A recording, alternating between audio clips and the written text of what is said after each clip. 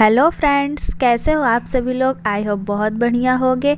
आज हम लोग जल प्रदूषण के बारे में पढ़ेंगे, तो चलिए बिना किसी देरी के वीडियो स्टार्ट करें। जल प्रदूषण क्या होता है। सबसे पहले जो चीज़ बनती है इस टॉपिक से वो ये है कि जल प्रदूषण आखिर होता क्या है।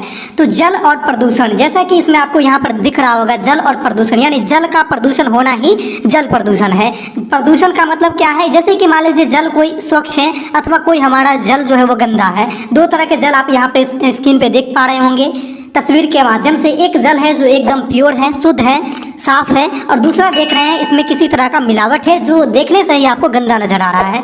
तो यह जल जो है, एक को हम शुद्ध कहेंगे, दूसरा को दूषित कहेंगे। यानी कि जल प्रदूषण क्या होता है, अगर आप इसको एक लाइन में कहना चाहेंगे तो दूषित जल का होना ही जल प्रदूषण है, यानी जल का दूषित होना जल प्रदूषण कहलाता है। अब जल को कौन से जल को हम दूषित जल कहेंगे और कौन से जल को हम स्वच्छ जल कहेंगे यानी शुद्ध जल कहेंगे, इस पर एक नज़र डालते हैं। देखिए, दूषित जल क्या होता है, यानी कि कोई भी गंदा जल, साधारण लैंग्वेज में अपनी भाषा में अगर हम बात करें तो कहते हैं ना कि यह जल जो है गंदा है। गंदा है मतलब क्या है कि यह दूषित है, दूषित है मतलब क्या है कि यह प्रदूषित है। तो गंदा हम कब कहेंगे, दूषित हम कब कहेंगे, जब जल में किसी ऐसे पदार्थ मिल जाते हैं जिससे जल की गुणवत्ता कम हो जाती है, या फिर आप कहेंगे तो जल का जो रंग है या उसका गंध है वो सब बदल जाते हैं, और उसको यदि कोई जीव या फिर कोई सजीव ग्रहण करता है तो उसके लिए वो हानिकारक साबित होते हैं। तब उस प्रकार के जल को हम कहेंगे कि यह हमारा जल जो है वह दूषित जल है। यानी कि जब जल में कोई भी ऐसे पदार्थ मिल जाने से जल की गुणवत्ता कम हो जाती है, उसके रंग और गंध और उसके स्वाद में परिवर्तन आ जाता है और जो सजीवों के लिए हानिकारक साबित होते हैं, तो ऐसे जल को दूषित जल कहा जाता है। और दूषित जल यानी जल का दूषित होना ही जल प्रदूषण कहलाता है। तो उम्मीद करते हैं कि जल प्रदूषण क्या है यह आपको अच्छे से समझ में आ गई होगी। हम बात करते हैं, जैसे आप यहाँ पर तस्वीर में देखिएगा, एक शुद्ध जल है आपको यहाँ पर स्वच्छ दिख रहा है, और दूसरा देखिएगा कि इस जल में किसी प्रकार की मिलावट है जो आपको गंदा दिख रहा है, थोड़ा सा लग रहा है कि इसमें मिट्टी वगैरह कोई चीज़ मिल गया है। तो ये जो शुद्ध जल दिख रहा है ना, ये आपके शुद्ध जल है, ये आपके स्वच्छ जल है। लेकिन इसमें किसी पदार्थ की मिलावट है जिससे इसके रंग बदल गए, इसके स्मेल भी अवश्य ही बदल गए होंगे, यानी कि गंध भी इसके बदल ही गए होंगे। यदि इसको आप पिएंगे तो इसका स्वाद भी आपको बदला बदला सा नजर आएगा, मतलब कि टेस्ट आएगा। ठीक है, तो कहने का मतलब ये हुआ कि यह जो जल है यह दूषित जल है। ऐसे जल को हम लोग कहेंगे कि यह जल जल प्रदूषण है। ठीक है, प्रदूषित जल है। आगे चलिए हम लोग बात करते हैं कि जल को दूषित करने वाला जो भी पदार्थ होता है उसको जल प्रदूषक कहा जाता है। कई बार सीटेट के एग्जाम में या फिर अन्य कई एग्जामों में एक नंबर में आपको ये प्रश्न देखने को मिला है कि जल प्रदूषक, प्रदूषण नहीं है ये प्रदूषक है, गौर कीजिएगा, क है लास्ट में।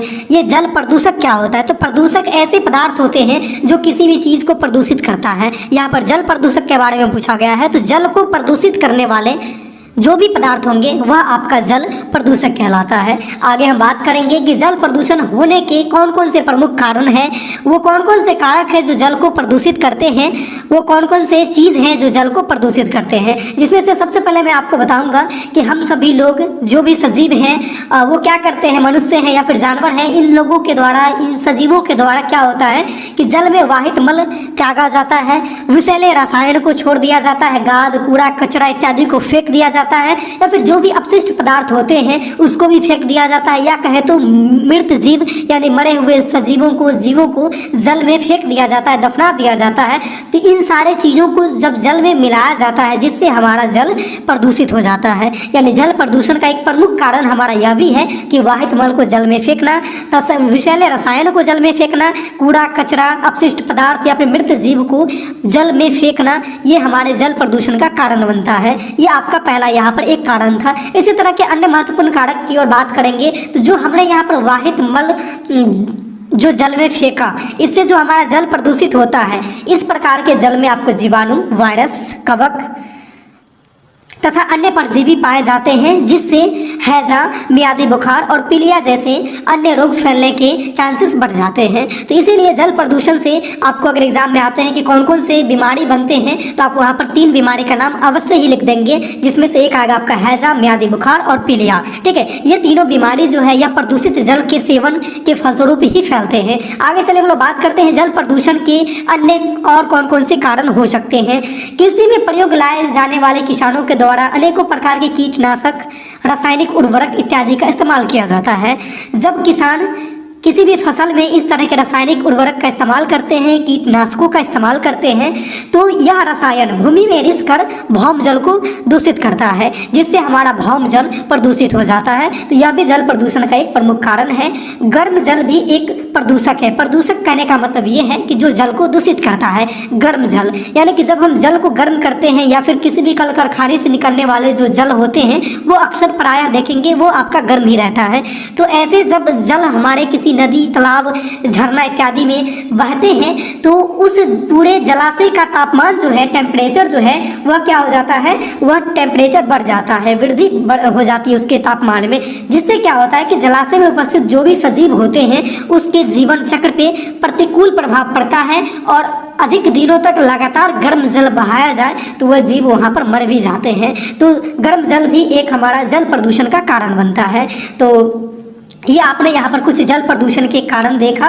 एक और अन्य कारण में आएंगे जो सबसे महत्वपूर्ण है कि कागज़ फैक्ट्री हो, वस्त्र फैक्ट्री हो, चीनी मिल हो, इस तरह से चावल मिल हो, कहे तो अन्य प्रकार के बहुत सारे रासायनिक फैक्ट्रियाँ हैं, जिससे क्या होता है कि जो भी जल निकलती है, जो जल कहने का मतलब कि उस फैक्ट्री में जो भी जल अवशिष्ट पदार्थ के रूप में बाहर निकलते हैं तो उसमें प्रमुख रूप से आपके आर्सेनिक, लेड और फ्लोराइड होते हैं, जो सजीवों के लिए कहे तो पेड़ पौधों के लिए काफ़ी हानिकारक होते हैं। वो जीव, पेड़ पौधे, सजीव इत्यादि में अविष्टता उत्पन्न करते हैं। तो इस तरह के जब जल डायरेक्ट आपके नदी, तालाब, झरना, पोखर इत्यादि में डाला जाता है तो उससे भी हमारा जल प्रदूषित होता है। तो ये आपके कुछ प्रमुख कारक थे जल प्रदूषण के। चलिए इसको एक शॉर्टकट नज़र में फिर से देख लेते हैं कि जल प्रदूषण के कौन कौन से प्रमुख कारक हैं। आपको अगर निबंध लिखना है तो आपको इतने डीप में नहीं लिखना है, आप वहाँ पर सीधा पॉइंट को मेंशन कर देंगे। तो निष्कर्ष की ओर चलते हैं कि जल प्रदूषण के कौन कौन से मेन निष्कर्ष निकलेंगे। तो आपका पहला आ जाएगा घरेलू बहिस्राव, यानी कि घर के कामकाज में जो इस्तेमाल किए जाने वाले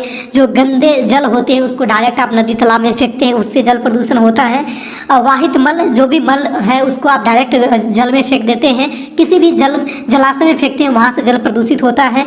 कृषि बहिस्राव जैसे कि उर्वरकों का उपयोग करते हैं, कीटनाशकों का उपयोग करते हैं, इससे हमारा भौम जल जो है वह प्रदूषित होता है। उद्योगों में जो जल निकलते हैं अवशिष्ट पदार्थ के रूप में, इससे भी हमारा जल प्रदूषित होता है। इत्यादि आपके अनेकों कारक हैं, जैसे तापीय प्रदूषण, जिससे जलाशय का टेम्परेचर बढ़ जाता है, जिससे वहाँ पर जितने भी सारे सजीव रहते हैं सबको उसके जीवन चक्र पे प्रतिकूल प्रभाव देखने को मिलता है। तो ये आपके जल प्रदूषण के कुछ महत्वपूर्ण कारक थे। आगे चले हम लोग बात करते हैं कि जल प्रदूषण को कैसे रोका जाए, इसके रोकने का कौन कौन से प्रमुख उपाय हो सकते हैं। तो सबसे पहले चीज़ कि जो नदी, तालाब में आप मलमूत्र त्यागते हैं या फिर जो भी गंदगी फैलाते हैं, साबुन लगा कर नहाते हैं या फिर कूड़ा कचरा जो भी चीज़ फेंकते हैं, मरे हुए जीवों को नदी, तालाब में आप फेंक देते हैं, इसको फेंकना बंद कीजिए, इस पर प्रतिबंध लगाया जाए, जिससे हमारा जल प्रदूषण होने से बच जाएगा। साथ ही साथ जितने सारे अपशिष्ट पदार्थ होते हैं जिसको नदी और तालाब में बहाया जाता है उसको बहाने पर रोक लगाया जाए, प्रतिबंध लगाया जाए, इससे भी हमारा जल प्रदूषण को कंट्रोल किया जा सकता है। और साथ ही साथ आप देखेंगे कि कल कारखाने से बहुत ज़्यादा जल प्रदूषण होता है, तो उससे निकलने वाले जितने अपशिष्ट पदार्थ होते हैं उसको नदी और तालाब में फेंकने पर प्रतिबंध लगाया जाए, इससे हमारा जल प्रदूषण काफ़ी मायने में कम हो सकता है। तो उम्मीद करते हैं कि यह जो आपका छोटा सा टॉपिक था जल प्रदूषण, उम्मीद करते हैं ये टॉपिक आपको बहुत ही अच्छी तरह समझ में आया होगा। तो हम मिलते हैं अगली वीडियो में, तब तक के लिए बाय बाय।